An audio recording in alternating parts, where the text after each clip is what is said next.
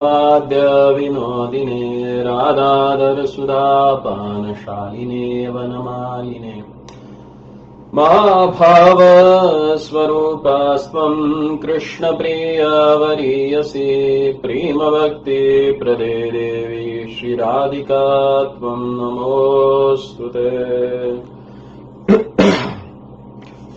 बोलो ब्रजमंडल धाम की जय हो, ब्रजभूमि की जय हो। तो जैसे हमने पिछले कई प्रवचनों में चर्चा की कि भगवान श्री हरि ने सारे धामों को व्रज में ही लाके बसा दिया, क्योंकि व्रज ये आदि धाम है। तो कल हम बूढ़े बद्री या आदि बद्री जाके आए, तो आज हम जा रहे हैं केदारनाथ जी। तो भगवान नारायण ने यह कथा नारद जी को सुनाई है। वे कहते हैं कि सत्ययुग में एक परम पराक्रमी धर्मात्मा राजा केदार हुए और उन्होंने कोई भी कामना न रखते हुए पूरी तरह से फलेच्छा रहित होकर सविधि 100 यज्ञ भी किए थे और कामना शून्य हृदय से उन्होंने इंद्रपद का भी त्याग कर दिया था और प्रत्येक कार्य भगवान के प्रत्यर्थ ही वे किया करते थे। एक समय जैगीषव्य मुनि से परमार्थ पर बोध प्राप्त करके उन्होंने भगवत प्राप्ति की तीव्र आकांक्षा से वन में तपस्या की और वे भगवान श्री हरि के अनन्य भक्त थे।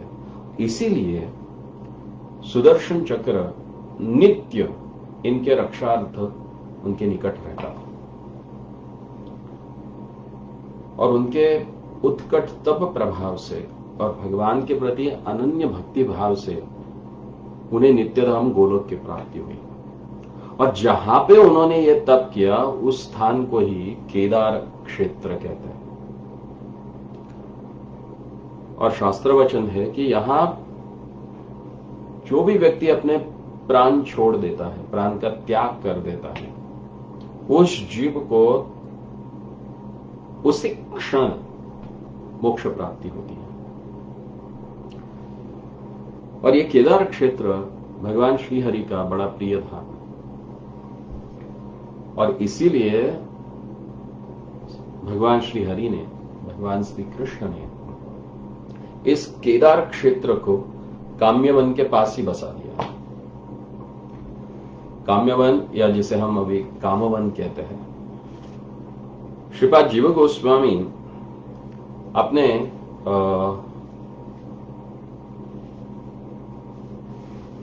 श्रीमद् भागवत के वैष्णव तोषिणी टीका में लिखते हैं कि कामवन ही आदि वृंदावन है। वे कहते हैं श्री वृंदावन काननेषु तद अंतर्गतेषु च काम्यवनादिषु च तत्र तयोर विहारो वेश विशेष चोक्तः।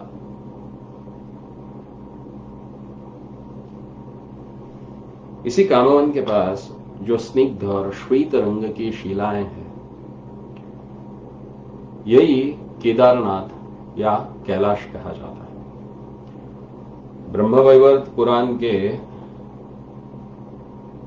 प्रकृति खंड के दूसरे अध्याय में लिखा है कि ये महेश, विश्वेश, ये सारे भगवान के वाम पार्श्व भाग से प्रकट हुए हैं और जब प्रकट हुए तो स्फटिक मणि की कांति से युक्त और अरबों सूर्यों के भांति तेजपुंज थे। फिर कहते हैं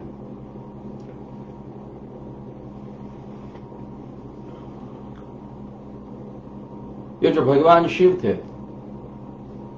जो शिव है थे, मैंने गलती की, पंचमुखी त्रिलोचन के कर में त्रिशूल था और वे प्रकट होकर अपने मूल अंशी भगवान श्री कृष्ण के सम्मुख होकर उनकी प्रार्थना करने लगे।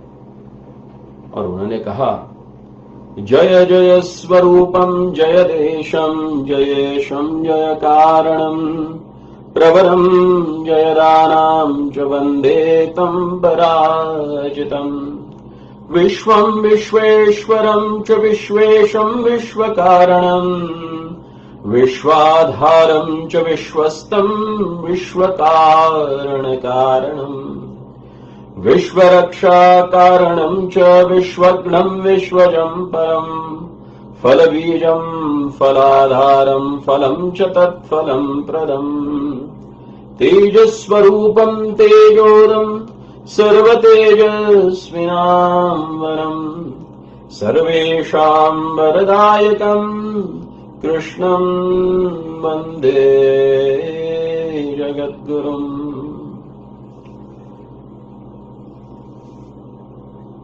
अपने तीनों नेत्रों से प्रेमाश्रु प्रवाहित करते हुए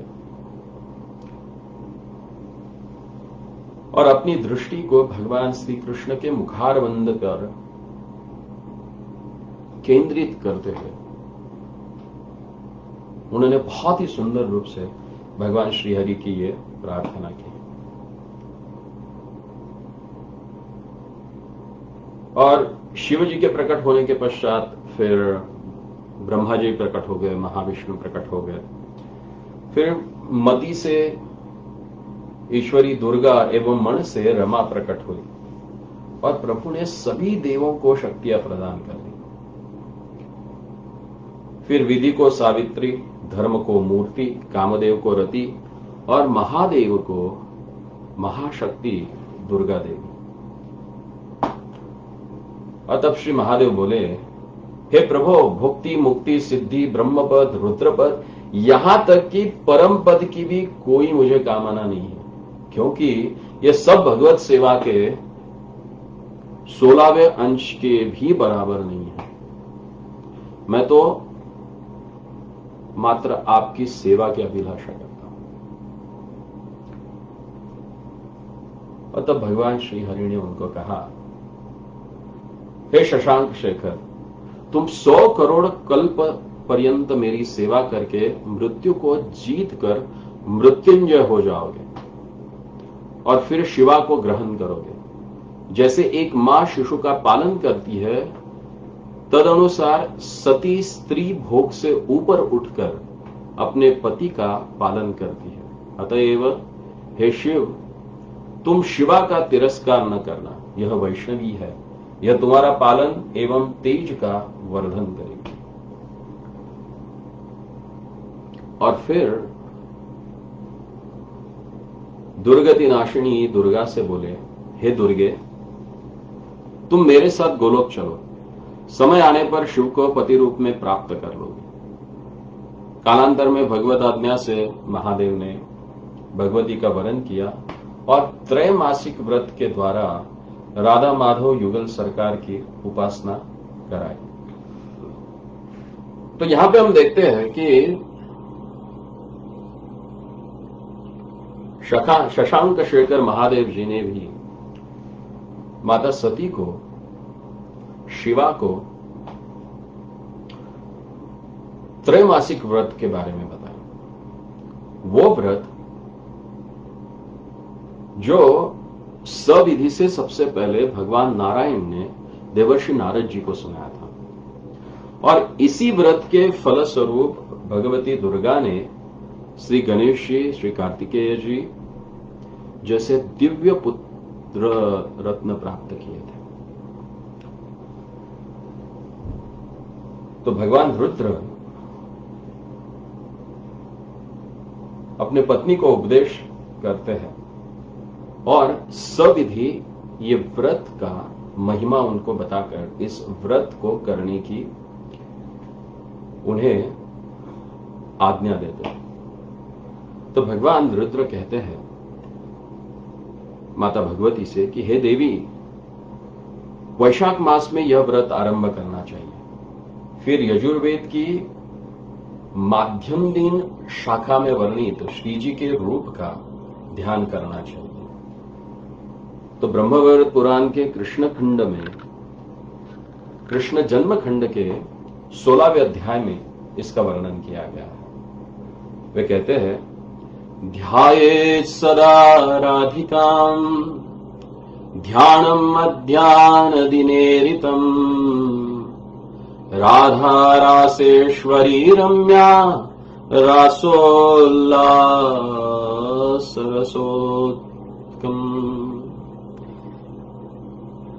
रास मंडल पर आसीन रासेश्वरी रासो उल्लासलिनी श्री राधा रानी रास की अधिष्ठाती है। इनकी कृपा के बिना रास में प्रवेश प्राप्त नहीं होता।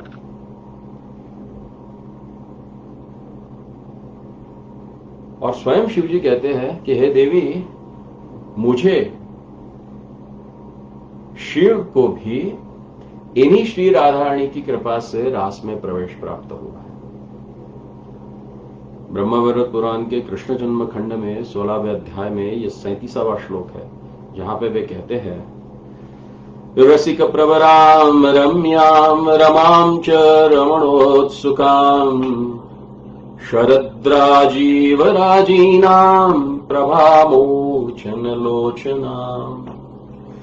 विकसित विशाल कमल दल की शोभा को भी तिरस्कृत करने वाले इनके आकर्ण विलंबित अत्यंत चित्त आकर्षक अंजन रंजित युग्म नयन मदन के शरसंधान को भी हेय बना देने वाला वंकिम भ्रूविलास और शरद पूर्णिमा के राशि के भांति मधुस्मित विभूषित मुख और नवीन दर्पण का गर्व चूर्ण करने वाले गोल कपोल पर पत्रावली की अपूर्व शोभा है। चरण कमलों में शब्दायमान नूपुर कमलकोश में उड़ते हुए भ्रमर पंक्ति के समान नाद करते हैं। रत्नेन्द्र सार रचित जगमगाते हुए हार से युगल वक्षोज उल्लासित हो रहे हैं। और वे कहते हैं कि ये श्री जी जो है, ये केवल मैं और शिवजी ब्रह्मा जी द्वारा नहीं, बल्कि स्वयं कृष्ण श्री कृष्ण के द्वारा भी सेवित है। 92वें श्लोक में कहते हैं, ब्रह्मादिभिश्च सेव्येन श्री कृष्णेनैव सेविताम्। ब्रह्मादि से सेवित श्री कृष्ण स्वयं सेवक बनकर उन सर्वेश्वरी के पाद संवाहन की सेवा करते हैं। और इसलिए हम सेवा कुंज की ओर दौड़ते हैं, क्योंकि वहीं पे श्री जी के चरणों की सेवा में स्वयं ब्रजराज कृष्ण, और वे फिर अपनी पत्नी को बताते। देखिए, ये हर एक पति का कर्तव्य है, अगर वो अपने आप को पति समझता है। पति यानी पाइतिसा, जो अपनी पत्नी का संरक्षण करे। किससे? तो जन्म मृत्यु के जंजाल से। तो इस ब्रह्मांड की पहली दंपत्ति जो है भगवान शिव और पार्वती, उनके व्यवहार से हमें सीखना है कि किस प्रकार से गृहस्थ धर्म का आचरण करना है। हर पति का कर्तव्य है कि वो अपने पत्नी को भगवान श्री हरि की जो प्रिया है श्रीमती जो है, उनकी सेवा में लगाए, जो कि शिव जी ने स्वयं शिवा को, भगवती को सर्वेश्वरी श्रीमती राधिका की सेवा के लिए प्रोत्साहित किया। और वे कहते हैं कि हे दुर्गे, ऐसी कृष्ण कर्षिणी करुणा वर्षिणी श्री जी की मैं आराधना करता हूं, अतः तुम भी इस त्रैमासिक व्रत के द्वारा श्री जी की उपासना करो। वे कहते हैं कि षोडशोपचार से श्री जी की पूजा करो। 108 दिव्य कमल नित्य श्री जी को अर्पण करो। कृष्णाय स्वाहा इस मंत्र का जाप करते हुए उनको आहुति प्रदान करो। प्रतिदिन 108 ब्राह्मणों को भोजन कराओ और सतत श्री कृष्ण संकीर्तन करो। हरे कृष्णा कृष्णा कृष्णा हरे हरे, हरे राम राम राम हरे हरे। और जिस दिन व्रत की प्रतिष्ठा या उद्यापन हो तो 1000 कमलों की आहुति देना, 9000 ब्राह्मणों का भोजन करना, ब्राह्मणों को भोजन कराना, फिर 90 फलों का दान करना, इस व्रत के प्रभाव से 100 जन्मों तक नारी विधवा नहीं होती और अखंड पुत्रवती बनी रहती है। तुम प्रत्येक जन्म में मुझे प्राप्त करना चाहती हो, सुंदर पुत्र चाहती हो, तो इस त्रैमासिक व्रत द्वारा श्री जी की उपासना करो। यह सुनकर श्री पार्वती जी बोली, यज्ञ करना, दान करना, वेदाध्ययन करना, तीर्थ सेवन करना, सारी पृथ्वी की परिक्रमा लगाना, ये सब भगवान श्री कृष्ण की आराधना के 16वें अंश भी नहीं है। भगवान की आराधना सबसे बड़ा तप, सबसे बड़ा जप, और जिसके अंदर भगवान की भक्ति है उसके दर्शन से ही जीव मुक्त हो जाता है। और वही भक्ति विनोद ठाकुर वे अपने भजन में कहते हैं कि गंगार परश होइले पाश्चात्य पावन, वैष्णव के दर्शन मात्र से व्यक्ति पवित्र हो जाता है। गंगा का स्पर्श करने से या गंगा में स्नान करने के पश्चात व्यक्ति पवित्र होता है, तो भगवत भक्त के दर्शन मात्र से व्यक्ति पवित्र बन जाता है। दर्शन ने पवित्र कोरो, यही तोमार गुण। वैष्णव का गुण ही यही है कि वो उसके दर्शन मात्र से जीव पवित्र हो जाता है। फिर दुर्गा जी कहती है, हे नाथ, हे शंभो, ब्रह्मा विष्णु धर्म शेषनाग, आप में और गणेश में जो तेज है वो उन्हीं राधा माधव के चिंतन का प्रभाव है। यानी भगवत चिंतन से व्यक्ति तेजोपुंज होता है। उसके लिए कोई कॉस्मेटिक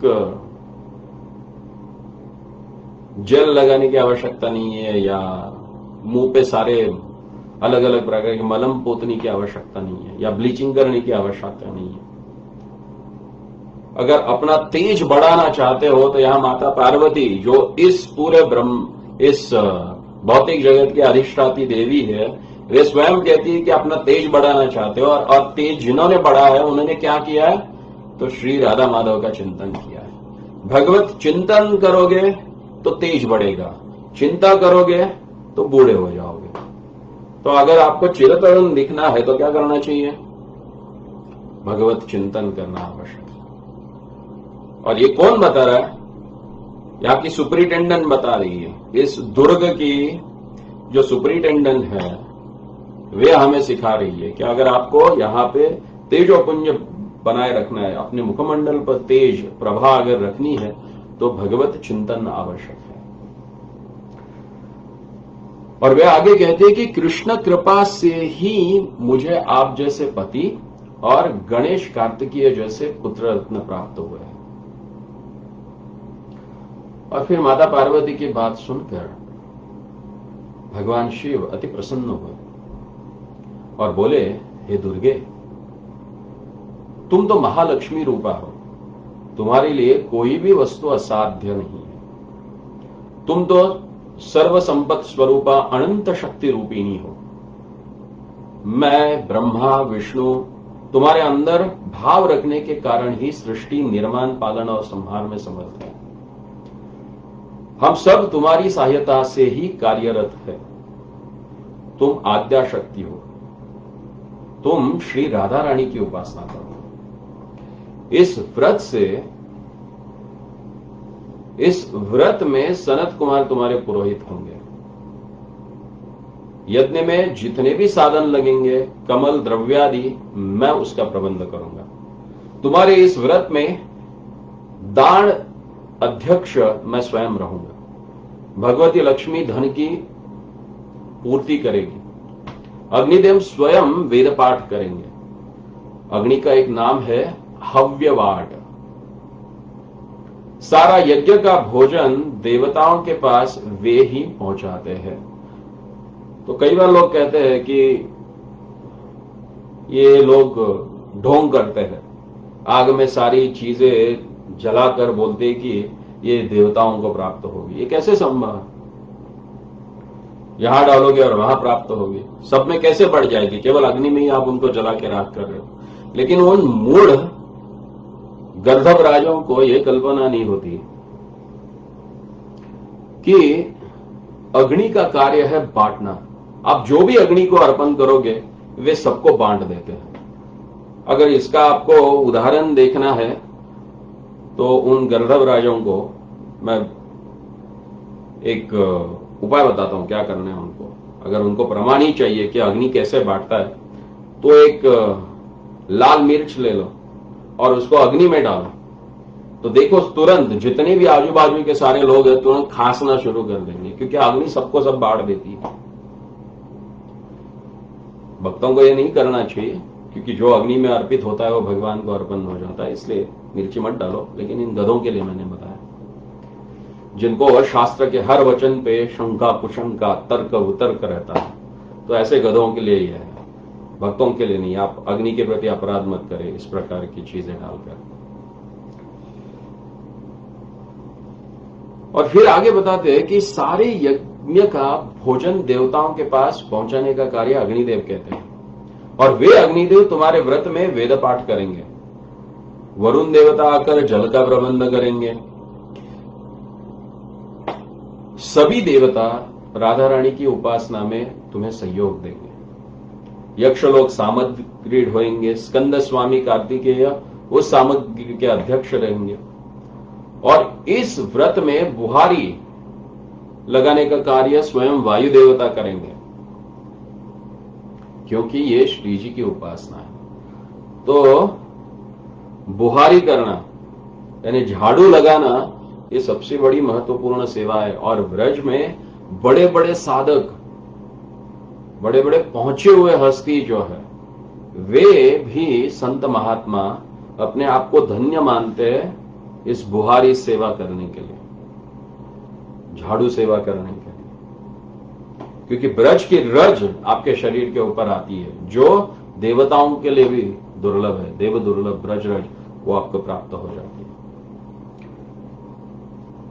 फिर आगे वे कहते हैं कि परिवेशन का कार्य, सबको परोसने का कार्य स्वयं इंद्र करेंगे, क्योंकि इंद्र देवताओं के राजा है।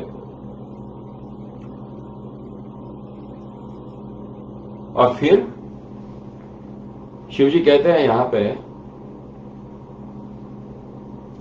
सूर्यदेव दान का निर्वचन करेंगे। असंख्य ब्राह्मणों को तुम भोजन करा।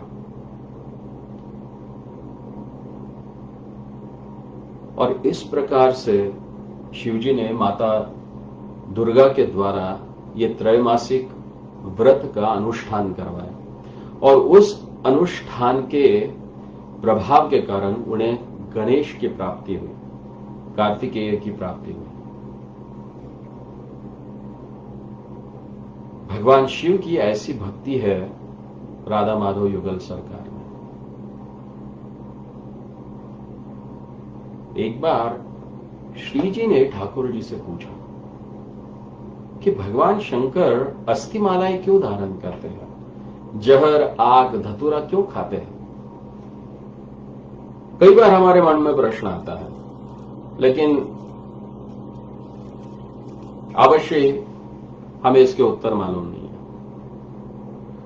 और उत्तर मालूम न होने के कारण हम हमारे अगली पीढ़ी को भी नहीं बता पाते कि शिवजी इस प्रकार से व्यवहार क्यों करते हैं। और उनको ऐसे अस्थि की मालाएं धारण कर लेते हैं, मुंडन माला गले में धारण कर लेते हैं, शरीर के ऊपर रक्षा लगा देते हैं, और हम उनको वैष्णव में महान वैष्णव कहते हैं, वैष्णवानाम यथा शंभु कहते हैं, शिव यानी पवित्र मंगलमय कहते हैं। कैसे संभव है? जो जहर खाते हैं, आग खाते हैं, धतूरा खाते हैं, शास्त्र में कहीं नहीं लिखा है कि वे गांजा पीते हैं। आजकल के गधे लोग उनको अपने आप को उनका भक्त समझ करके गंजेड़ी बनते हैं और बताते हैं कि हम शिव जी के भक्त हैं, उनका प्रसाद ग्रहण करते, लेकिन शास्त्र में तो कहीं नहीं लिखा है कि गांजा फूकते हैं या बाकी की नशीली चीजें शिव जी ग्रहण करते हैं। तो यहां पे भगवान श्री कृष्ण श्री राधिका जी को कहते हैं कि हे राधे, एक बार महादेव जी ने 60,000 युगों तक मेरा भजन किया और उसके बाद मैं उनके सामने प्रकट हुआ। मेरे उस रूप को देखकर उनकी आंखें तृप्त नहीं हुई और उनमें मन में इच्छा हो गई कि मैं भगवान को इन 3 आंखों से कैसे देख, इनका ये सुंदर रूप का मैं रसपान करना चाहता हूं। ऐसे 4 बार उन्होंने कहा, तो उसके कारण उनके 4 मुख प्रकट हुए। पहले से 1 मुख था ही, उसके साथ और 4 मुख प्रकट हो गए, तो कुल मिला के शिव जी के 5 मुख हो गए, इसलिए उनको पंचमुखी कहता है। अगर आपको इन पंचमुखी शिव जी का दर्शन करना है तो आज भी अगर गोवर्धन में आप चक्रेश्वर जाते हैं तो वहां पे पंचमुखी शिव जी का आपको दर्शन होगा, क्योंकि इन्हीं 5 मुखों से और 15 आंखों से उन्होंने भगवान के सुंदर रस का, सुंदर रूप का रसपान किया।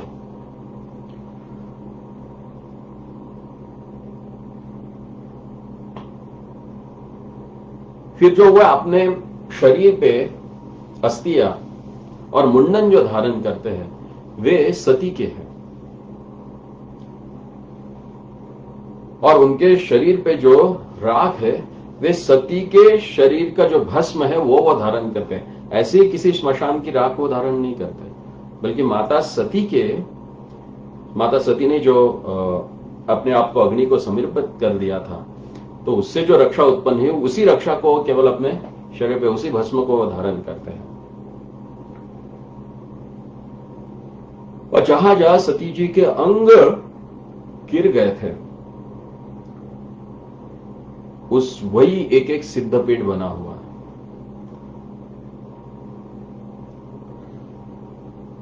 और जिस समय सती के अवशेष को लेकर आलिंगन करके शिवजी जो मूर्छित हो गए थे, तो मैं स्वयं उनके पास जाके मैंने उनकी सांत्वना की थी। और तब मैंने महादेव के पास जाकर उनको उपदेश किया, और तब शिवजी ने काल के द्वारा अपनी प्रिया को प्राप्त किया।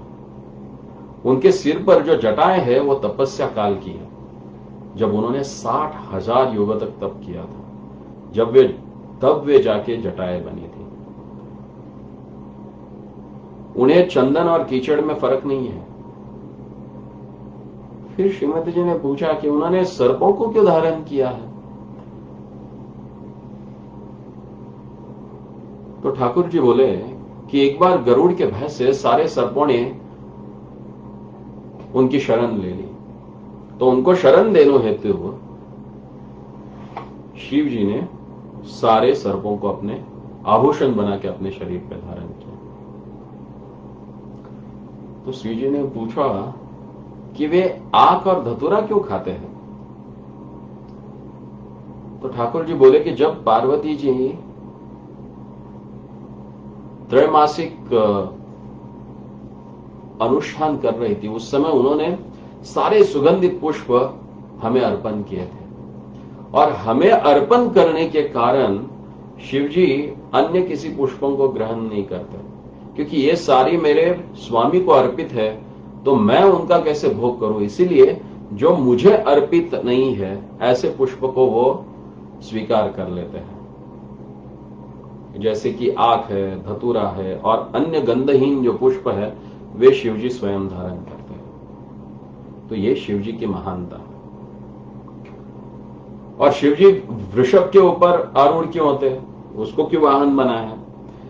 तो भगवान स्वयं ब्रह्मवैवर्त पुराण में बताते हैं कि शिवजी का भार और कोई धारण नहीं कर सकता, इसलिए मैं स्वयं भी वृषभ रूप बनता हूं।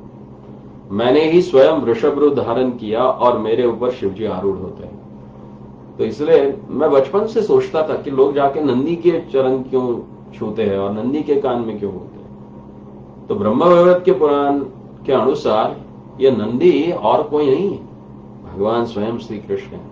यहां पे आप देख सकते हैं कि भगवान श्री कृष्ण की भक्तवत्सलता क्या है। वे स्वयं अपने भक्तों को अपने पीठ पे आरूढ़ करवा के उनका वहन करते हैं। तो ऐसे जो मेरे कृपालु अपने भक्तों के प्रति इतना प्रेम रखने वाले, अगर भगवान का भजन हम नहीं करेंगे तो धिक्कार है हमारे जीवन का।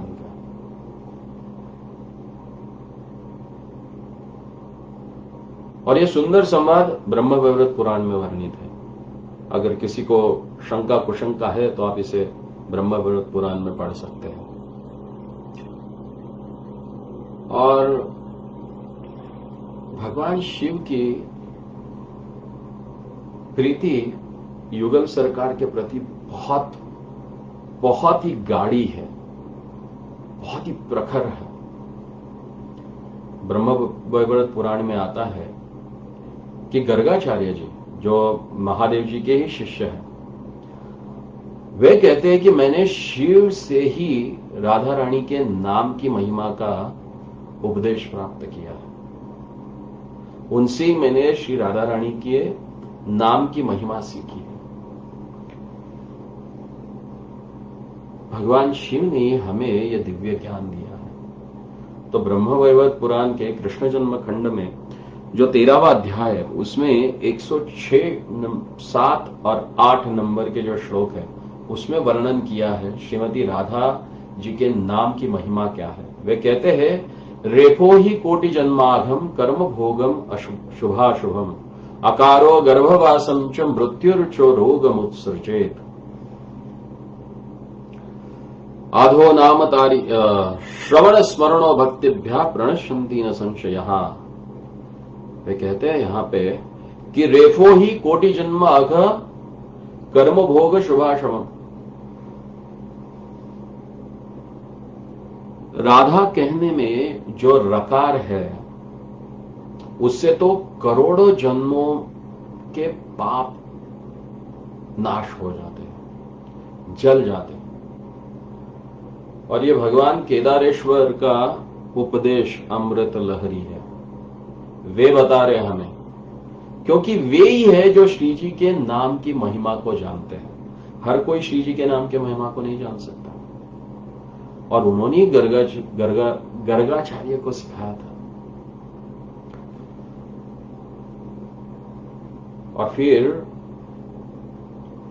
गर्गाचार्य आगे कहते हैं कि अकारो गर्भवासम च मृत्युम च रोगम उत्सृजेत। तो र में जो बड़ा आ है,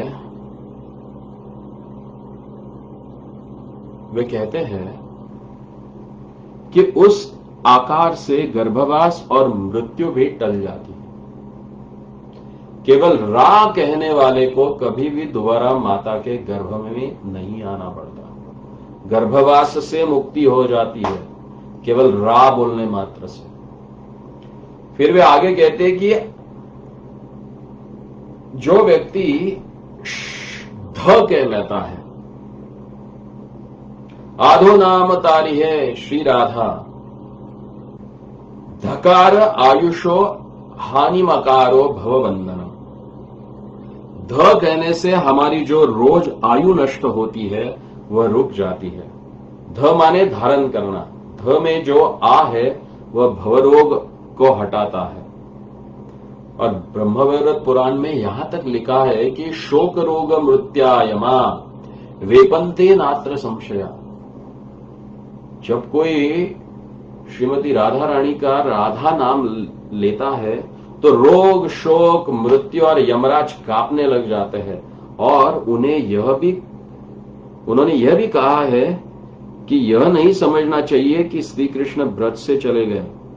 भगवान ब्रज से कहीं नहीं जाते। तब प्रश्न आता है कि मथुरा द्वारका की लीला किसने की?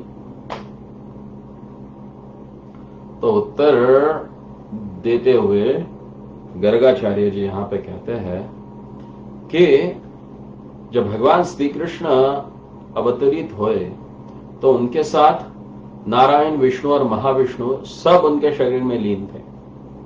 और नारायण अंश वाले जो कृष्ण है वे मथुरा द्वारिका चले गए और वहां पे उन्होंने लीलाएं की। लेकिन बंसी बजैया जो श्याम सुंदर है वे ब्रज से कभी बाहर नहीं गए। वे नित्य ब्रज में ही रहते हैं। वे कभी भी वृंदावन छोड़ के नहीं जाते।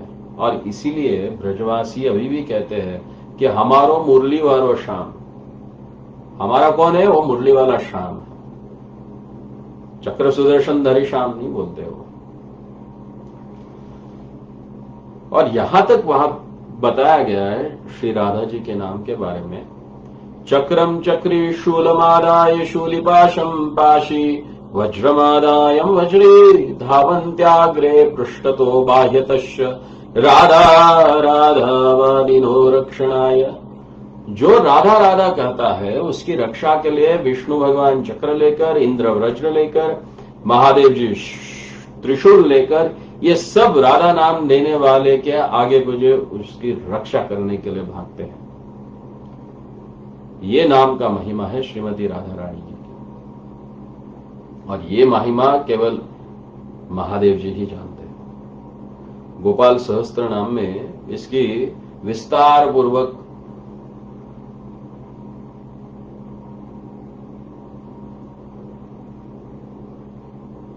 वर्णन किया गया है शिव जी के द्वारा। और श्री राधा कृपा कटाक्ष स्तोत्र जो है, जो ऊर्ध्व मामनाय तंत्र में शिव गौरी संवाद जो है, वहां पे शिवजी ने स्वयं श्री राधा रानी की जो प्रार्थना की है, उनकी कृपा कटाक्ष के लिए, कृपा कटाक्ष प्राप्त करने के लिए जो प्रार्थना की है, उसमें उन्होंने कहा है, अनंत कोटि विष्णु लोक नम्र पद्मजार्चिते हिमाद्रिजा पुलम्मजा विरञ्चिजावृतप्रदे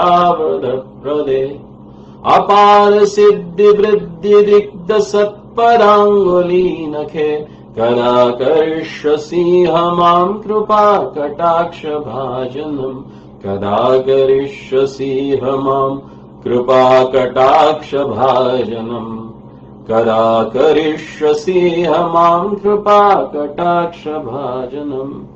हे व्रजेश्वरी वृषभानुनंदिनी, हे कृष्णाकर्षणी सुंदरी श्रीमती राधिके, आप मेरे ऊपर आपके कृपा कटाक्ष डालकर मुझे कब कृतांत करेंगे। वे कहते हैं कि अनंत कोटि विष्णु लोक नम्र पद्मजार्चित है, अनंत कोटि विष्णु धाम है, कोई महावैकुंठ है, कोई श्वेत वैकुंठ है, कोई श्वेत द्वीप है, कोई रमा वैकुंठ है, जिनमें जितनी पद्मजा लक्ष्मियां है वो सब राधा रानी की उपासना करते हैं। अनंत कोटि विष्णु लोक नम्र पद्मजार्चित। और कौन करती है? हिमाद्रिजा पुलोमजा विरंजिजा पौरप्रदे। हिमाद्रिजा माने अनंत पार्वतियां, पुलोमजा यानी अनंत इंद्रायनियां, जो इंद्र की पत्नी है वो, और विरंजिजा माने अनंत सरस्वती, जो विरंज भगवान ब्रह्मा जी जो है उनकी पत्नी। ये सारी क्या करते हैं? श्रीमती राधा रानी की उपासना करते हैं।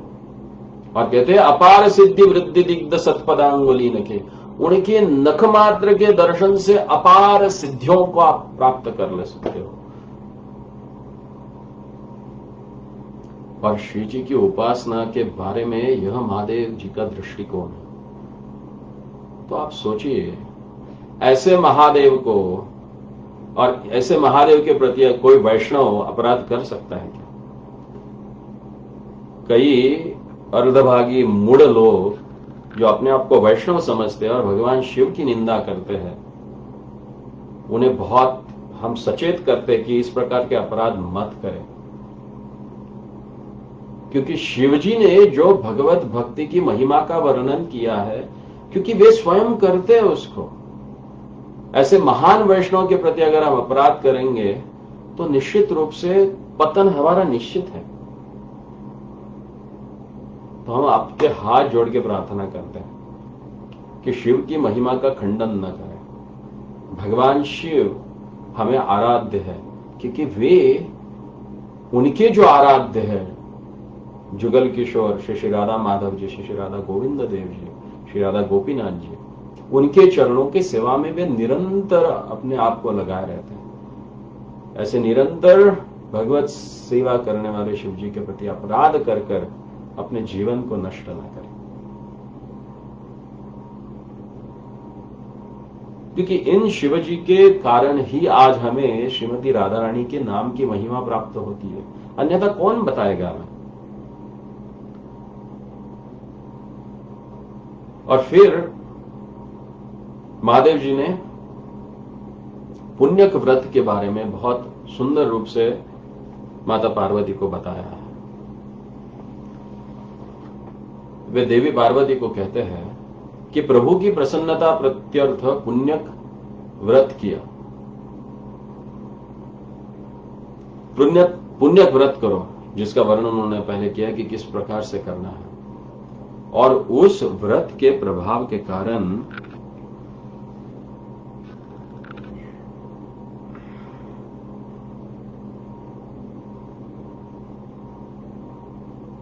उन्हें गणेश आदि पुत्र प्राप्त हो गए।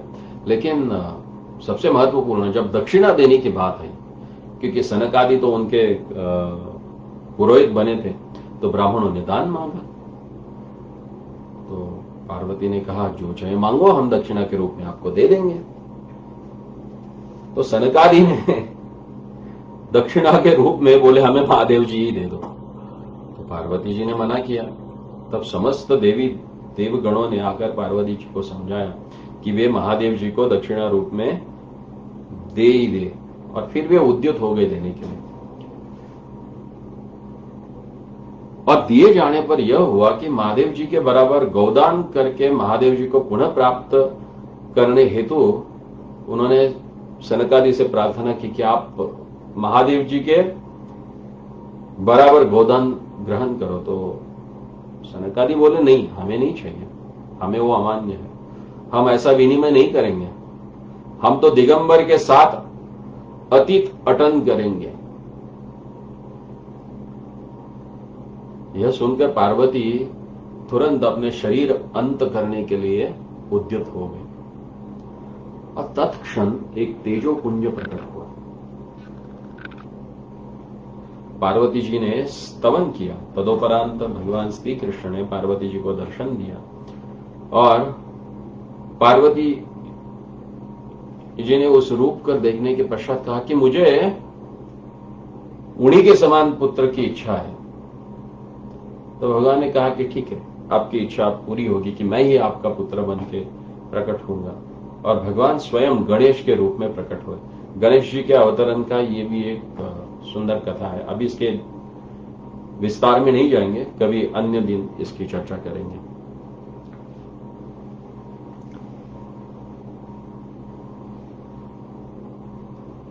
उस तेजोपुंज भगवान श्री कृष्ण के रूप को देखने के पश्चात देवताओं की जो भी अभिलाषा थी वो भी पूरी हो गई और भगवान वहां से अंतर्धान होने से पहले उन्होंने कुमारों को समझा बुझाकर पार्वती जी को शिव को लौटा के फिर भगवान वहां से अंतर्धान हो गए। तो इसी केदार क्षेत्र को रुद्रवन भी कहा जाता है। जब ब्रज यात्रा प्रसंग में आप इस रुद्रवन में आते हैं तो भविष्योत्तर पुराण में इसका मंत्र दिया गया है। कहते हैं कि तपस्समाधीत संभूत रुद्र सिद्धि प्रदायिने नमो रुद्रवनाख्याय परिपूर्ण कलात्मने। तपस्या और समाधि से उत्पन्न हुए हे रुद्र सिद्धिदाता, संपूर्ण कलाओं के परिपूर्ण रूप में हे रुद्रवन, आपको नमस्कार है। रुद्रवन ही केदारनाथ है। तो इस केदारनाथ में जब आप जाते हैं तो ये प्रार्थना हमें करनी है। इसी केदारनाथ और केदार क्षेत्र में एक गदाधर कुंड है। वहां पे जब आचमन या स्नान करते तो वहां का भी मंत्र बताया गया है। और वैशाख कृष्ण द्वादशी में महारुद्रवन में जाके स्नान करना चाहिए कहा गया। इस क्षेत्र को या इस क्षेत्र की यात्रा करने का जो शुभ दिन है वो है वैशाख कृष्ण द्वादशी। तो जब आप इस गदाधर कुंड में जाते तो क्या प्रार्थना करनी है? गदाधर विभु साक्षात आर्द्रार्थवर्दायिने तीर्थराजन वस्तुभ्यम गदाधर समावय।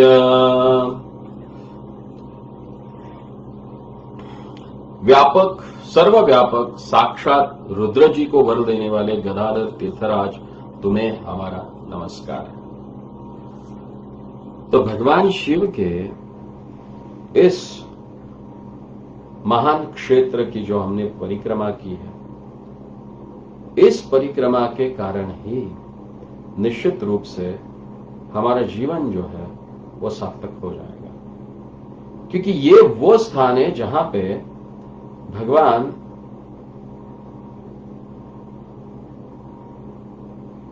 श्री हरि की तपस्या शिवजी ने की है और अपनी तपस्या से उन्होंने भगवान श्री कृष्ण के जुगल दर्शन, महाराज के दर्शन यहीं पे किए हैं।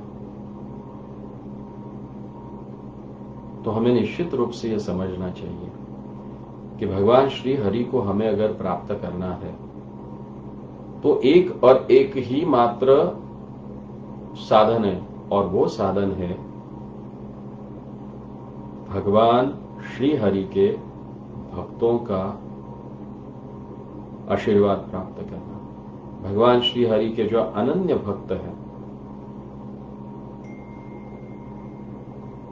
जैसे कि शिव जी, इनका आश्रय जब हम ग्रहण करेंगे तो निश्चित रूप से हम भगवान श्री हरि को प्राप्त कर सकते हैं। तो आज बहुत ही महत्वपूर्ण दिन है, विशेष करके हम सब वैष्णवों के लिए, जो कि भगवान श्री कृष्ण के अनन्य भक्ति करना चाहते हैं।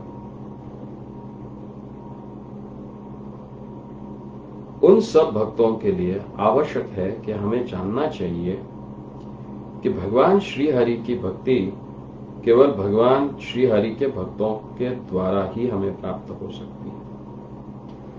और ऐसे महान भक्तों के द्वारा भगवान की जो की गई स्तुति है, उस स्तुति का जब गुणगान हम करते हैं तो हमारा हृदय बहुत शुद्ध हो जाता है और उस शुद्ध विषय वासना मुक्त हृदय में भगवान श्री हरि फिर विराजमान होते हैं।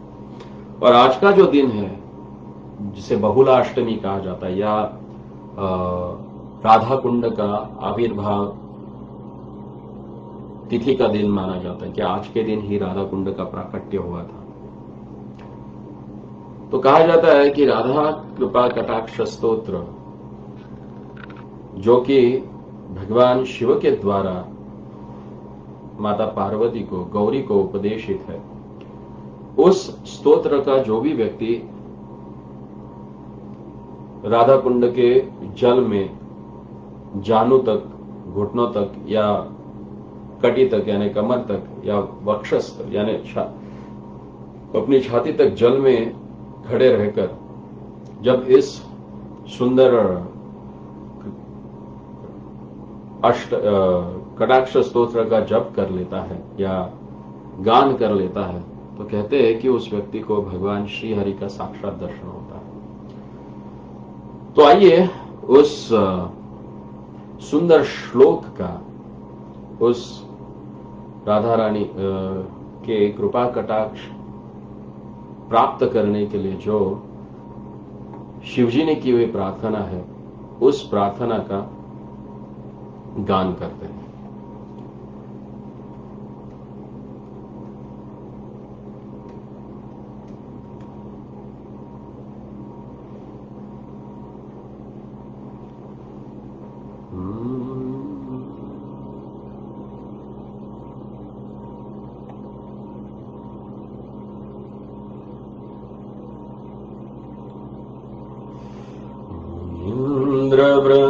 वृंदवंदिते त्रिलोक शोकहारिणी प्रसन्नवक्त्र पंकजे निकुंज भूविलासिनी व्रजेन्द्र भानुनंदिनी व्रजेन्द्र सूनु संगते कदा करिष्यसि मां कृपा कटाक्ष भाजनम् कदा करिष्यसि मां कृपा कटाक्ष भाजनम् कदा करिष्यसि मां कृपा कटाक्ष भाजनम्। इसका भावार्थ ऐसे है, समस्त मुनिगण आपके चरणों की वंदना करते हैं। आप तीनों लोगों का शोक दूर करने वाली हैं। आप प्रसन्न चित्त प्रफुल्लित मुख कमल वाली हैं। आप धरा पर निकुंज में विलास करने वाली है। आप राजा वृषभानु की राजकुमारी है। आप ब्रजराज नंद किशोर श्री कृष्ण की चिरसंगिनी है। हे जगत जननी श्री राधे मां, आप मुझे कब अपनी कृपा दृष्टि से कृतार्थ करोगे। अशोक वृक्ष वल्लरी वितान मंडपस्थिते प्रवाल जाल पल्लव प्रवारुणांग्रि कोमले वराभय स्फुरत्करे प्रभूत संपदालये कदा करिष्यसि मां कृपा कटाक्ष भाजनम। आप अशोक वृक्ष की लताओं से बने हुए मंदिर में विराजमान हैं। आप सूर्य की प्रचंड अग्नि की लाल ज्वालाओं के समान कोमल चरणों वाली है। आप भक्तों को अभिष्ट वरदान अभय दान देने के लिए सदैव उत्सुक रहने वाली है। आपके हाथ सुंदर कमल के समान है। आप अपार ऐश्वर्य की भंडार स्वामिनी है।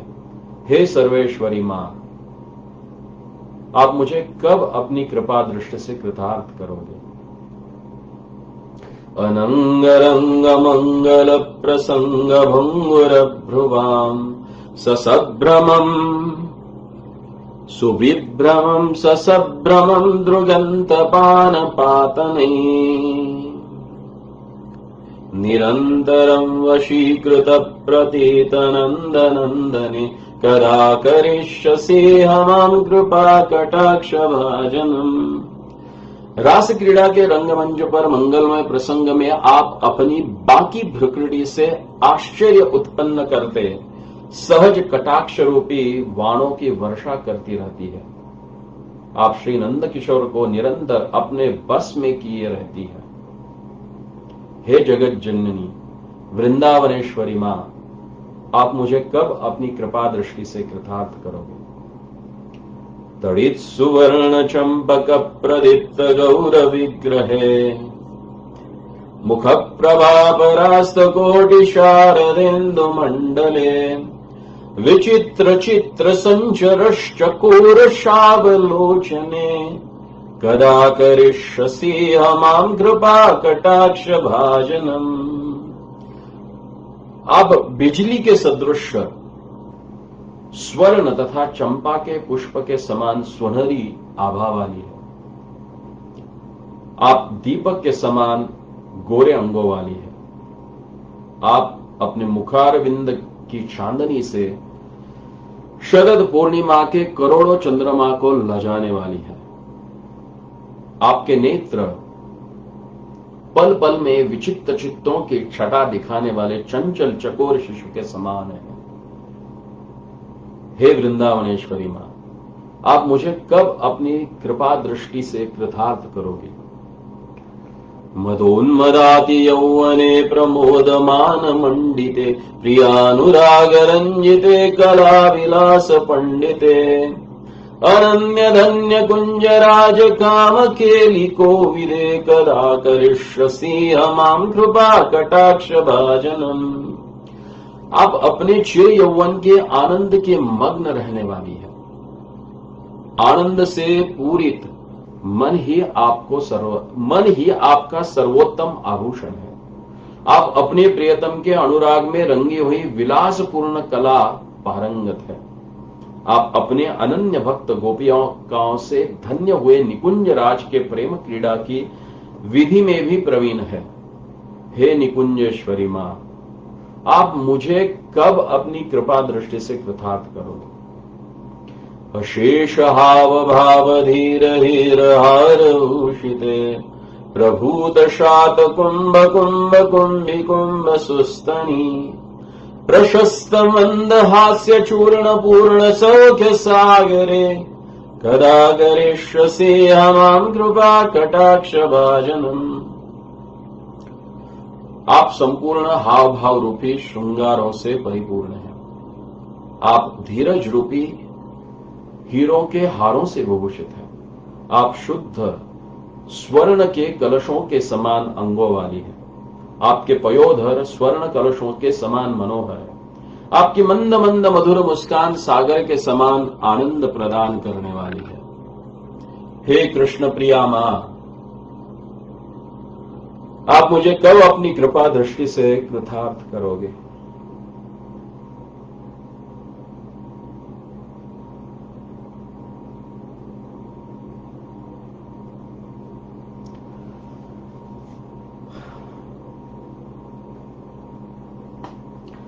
मृणाल बाल वल्लरी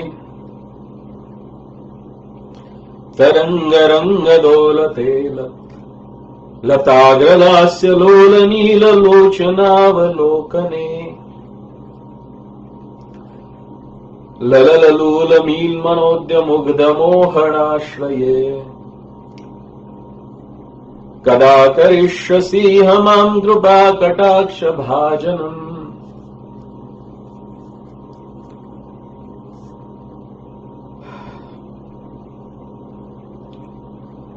जल की लहरों से कंपित हुए नूतन कमल नाल के समान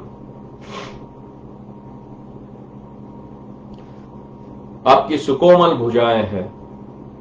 आपके नीले चंचल नेत्र पवन के झोंकों से नाचते हुए लता के अग्रभाग के समान अवलोकन करने वाले हैं।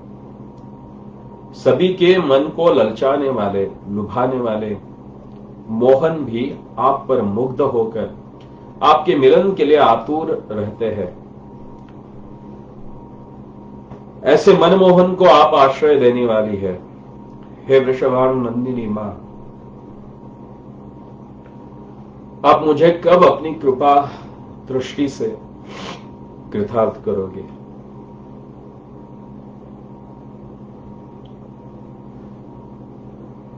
सुवर्णमालिकांचिते त्रिरेखकम्बुकण्टके त्रिसूत्रमङ्गलिगुणत्रिरत्नदीप्तिदीरते सलोलनीलकुन्तले प्रसूनगुच्छगुम्पिते कदा करिष्यसि मां कृपा कटाक्ष भाजनम्। आप स्वर्ण की मालाओं से विभूषित हैं। आप 3 रेखाओं से युक्त शंख के समान सुंदर कंठ वाली है। आपने अपने कंठ में प्रकृति के 3 गुणों का मंगल सूत्र धारण किया हुआ है। इन 3 रत्नों से युक्त मंगल सूत्र समस्त संसार को प्रकाशमान कर रहा है। आपके काले घुंघराले केश दिव्य पुष्पों के गुच्छ से अलंकृत है। हे कीर्ति नंदिनी मां, आप मुझे कब अपनी कृपा दृष्टि से कृतार्थ करोगे? नितंब बिंबलंब मानस पुष्प मेखला गुणे प्रशस्त रत्न किंकिणी कलाप मध्य मंजुले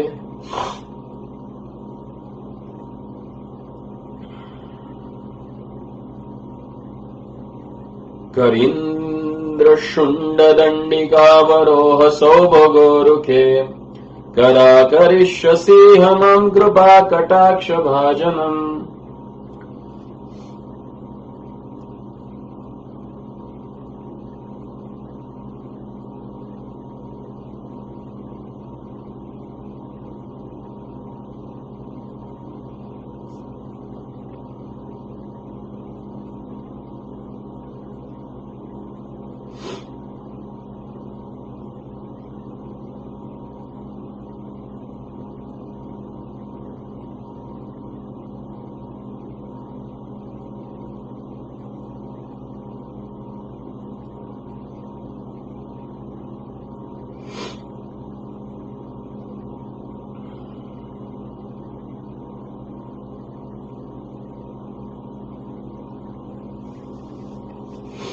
आपका उर्भाग में फूलों की मालाएं शोभायमान है। आपका मध्य भाग रत्नों से जड़ित स्वर्ण आभूषणों से सुशोभित है। आपके जंगाए हाथी के सुंड के समान अत्यंत सुंदर है। हे ब्रजेंद्र नंदिनी मां, आप मुझे कब अपनी कृपा दृष्टि से कृतार्थ करोगे? अनेक मंत्रनाद मंजनोपरावस्खलत् समाज राज हंस वंश निक्वनाति गौरवे विलोल हेम वल्लरी विडम्बि चारु चक्र में कदा करिष्यसि मां कृपा कटाक्ष भाजनम्। आपके चरणों में स्वर्ण मंडित नूपुर की सुमधुर ध्वनि अनेकों वेद मंत्रों के समान गुंजायमान करने वाली है। जैसे मनोहर राजहंसों की ध्वनि गुंजायमान हो रही है। आपके अंगों की छवि चलते हुए ऐसी प्रतीत हो रही है जैसे स्वर्ण लता लहरा रही है। हे जगदीश्वरी मां, आप मुझे कब अपनी कृपा दृष्टि से कृतार्थ करोगे? अनंत कोटि विष्णु लोक नम्र पद्मजाचिते हिमाद्रिजा पुलोमजा विरंचिजा वर प्रदे अपार शुद्धि वृद्धि दिग्ध सदपरांगुली नखे करा करिष्यसे हमां कृपा कटाक्ष भाजनम। अनंत कोटि वैकुंठों की स्वामिनी श्री लक्ष्मी जी आपकी पूजा करती है। श्री पार्वती जी, इंद्राणी जी और सरस्वती जी ने भी आपके चरण वंदना कर वरदान पाया है। आपके चरण कमलों की एक उंगली के नख का ध्यान करने मात्र से अपार सिद्धि की प्राप्ति होती है। हे करुणामयी मां, आप मुझे कब अपनी कृपा दृष्टि से कृतार्थ करोगे? मखेश्वरी, क्रियेश्वरी, स्वधेश्वरी, सुरेश्वरी, त्रिवेद भारतेश्वरी, प्रमाण शासनेश्वरी, रमेश्वरी, क्षमेश्वरी, प्रमोद काननेश्वरी, व्रजेश्वरी, व्रजाधिपे श्रीराधिके नमोस्तुते। इति अद्भुतस्तवं निशम्य भानुनन्दिनी करोतु सन्ततं जनं कृपा कटाक्ष भाजनम्। भवेत् तदैव संचित्र त्रिरूप कर्मनाशनम् लभेत् तदा व्रजेन्द्र सोनमण्डल प्रवेशनम्।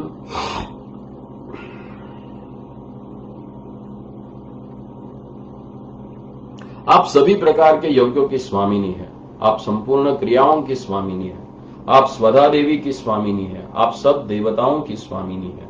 आप तीनों वेदों की स्वामिनी है। आप संपूर्ण जगत पर शासन करने वाली है। आप रमा देवी की स्वामिनी है। आप क्षमा देवी की स्वामिनी है। आप आमोद प्रमोद की स्वामिनी है। हे ब्रजेश्वरी, हे ब्रज की अधिष्ठाती देवी श्री राधिके, आपको मेरा बारंबार नमन है। हे वृषभानुनंदिनी, मेरी इस निर्मल स्तुति को सुनकर सदैव के लिए मुझ दास को अपनी दया दृष्टि से कृतार्थ करने की कृपा करो। केवल आपकी दया से ही मेरे प्रारब्ध कर्मों, संचित कर्मों और क्रियमान कर्मों का नाश होगा। आपकी कृपा से ही भगवान श्री कृष्ण के नित्य दिव्य धाम के लीलाओं में सदा के लिए प्रवेश हो जाएगा। श्रीमती राधा रानी की जय, श्री राधा कुंड की जय, श्री कृष्णचंद्र भगवान की जय, श्री केदारनाथ धाम की जय। हरे कृष्ण। बहुत बहुत धन्यवाद। तो कल हम काम्यवन की ओर चलेंगे और काम्यवन जो कि आदि वृंदावन कहा जाता है, केदारनाथ से काम्यवन की ओर जाते समय जो भी भगवान की अलग अलग लीला स्थली है उनका दर्शन करते हुए फिर हम काम्यवन में प्रवेश करेंगे। हरे कृष्ण। श्री कृष्ण